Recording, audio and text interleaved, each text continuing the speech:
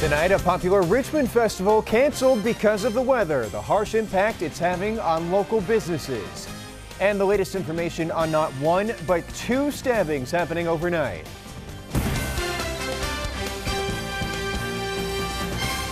And good evening. Thanks for joining us here on Fox. I'm Mike Valerio. Well, right now it's drizzling across RVA, and we are keeping a close eye on the James River. We are learning it has not reached a flood stage, which means no significant flooding along the James. Let's check in with meteorologist Ross Runner for check-in conditions right now. Hey, Ross. Hey there, Mike. Yes, that is a piece of good news. The river flood stage is 12 feet.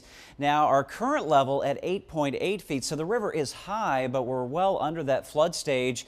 And it's forecast to crest on Sunday evening at 11.3 feet. Never gets above the flood stage. Now, we had feared as early as yesterday, or as recently as yesterday, that the levels may get as high as 17 feet. So definitely some good news on the James River, but there is more rain falling out there tonight. We have showers coming in from the east, some steadier showers, and then some heavy misty type drizzle outside of any of those heavier showers. Very gusty winds going along with the rainfall too. Winds averaging between 10 and 20 miles an hour. These are sustained winds, even stronger near the coast. In fact, we have some gusts closer to 40 miles per hour near the shoreline. It's even gusting to 30 miles per hour in Richmond. There are gale warnings along the coast until 6 a.m. on Monday. Gusts will be frequently above 40 miles an hour with wave heights of 5 to 7 feet. Coastal flooding expected through early Monday morning, might even be extended beyond that. We have that persistent onshore breeze with those stronger winds, and also the ocean swells from Hurricane Joaquin, which is way offshore, but that water level rise being exacerbated here, and the levels will peak during the high tide cycles. The highest levels expected tomorrow afternoon. So that's when the peak of the coastal flooding will occur. Should still linger into the day Monday as well. And again, we do expect some improvements by early next week. I'll talk much more about that with our forecast Mike in just a bit. Okay, Ross, well, forecasts for potentially dangerous weather forced organizers to cancel the 2nd Street Festival. It's the first time in the history of the event that organizers have called off the entire celebration. Stephanie Robusto has the latest on the decision that could impact businesses for months.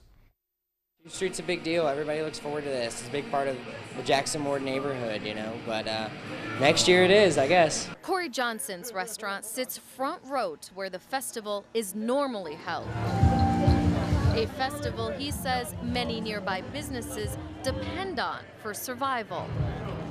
You know, everyone had prepped and staffed, whether it meant buying more merchandise for the stores next door or buying more food for us, but it was a real letdown for that to get canceled. Normally this area would be packed full of people celebrating the 2nd Street Festival. Obviously that's not the case today. It's not just weather keeping people away. Organizers say two major factors went into canceling this weekend's event: preparation, but more importantly, your safety. Safety is number one for us, number one priority. So we had to make a decision very early, and not only for the participants and the public, but also for our vendors, that some of them travel far away. VDOT points out nearly 80 roads in the state are closed due to high water, areas vendors could be driving from.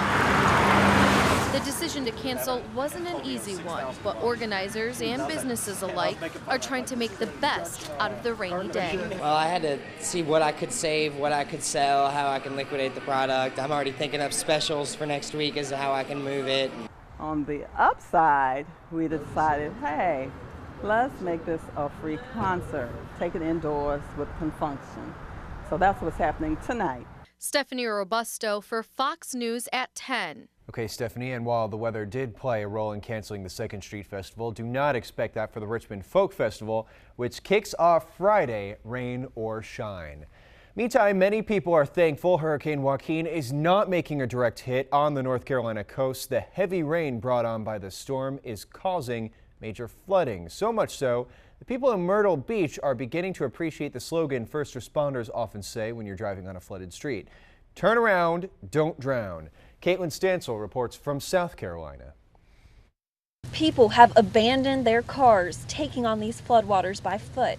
Ocean Boulevard has been shut down in North Myrtle Beach after emergency crews have had to rescue several people from their vehicles, trying to brave their way through these waters. It really did not look that deep, and our hotel is right there, so I think we had maybe 100 feet to go, and it just did not make it.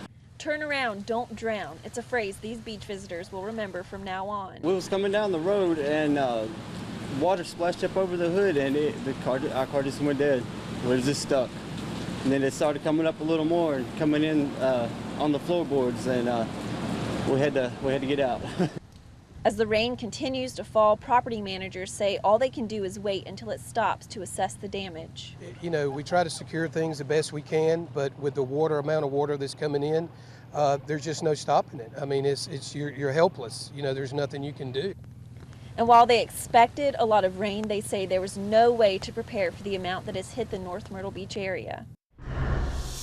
That was Caitlin Stansel reporting there from South Carolina. Closer to home, we're following developments on a north side stabbing. Police say an argument between a man and a woman escalated to the point where the man was stabbed.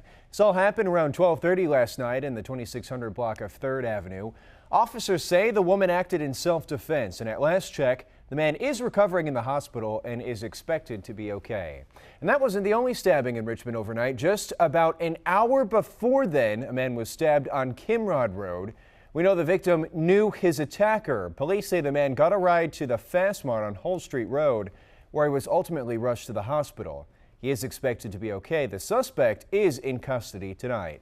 And right now, RPD searching for the man who robbed a Metro PCS on Jeff Davis around 9 last night. Police say the man got away with some cash and that he was wearing a black mask, a hoodie, and gloves. If you know anything that could help police, you're urged to call Crime Stoppers. That number for the city, as always, 780-1000. New details now on the mass shooting at an Oregon community college. Officials released the cause of death for the gunman, Chris Harper Mercer. Detectives say that Mercer shot and killed himself after killing 9 people and wounding 9 others at Umpqua Community College in Rosenberg.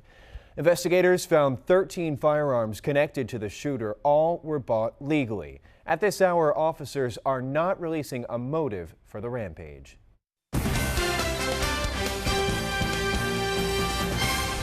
Still to come here tonight, a group of role models help kids explore their futures. Coming up next here on Fox. Stay with us. We're back in a moment.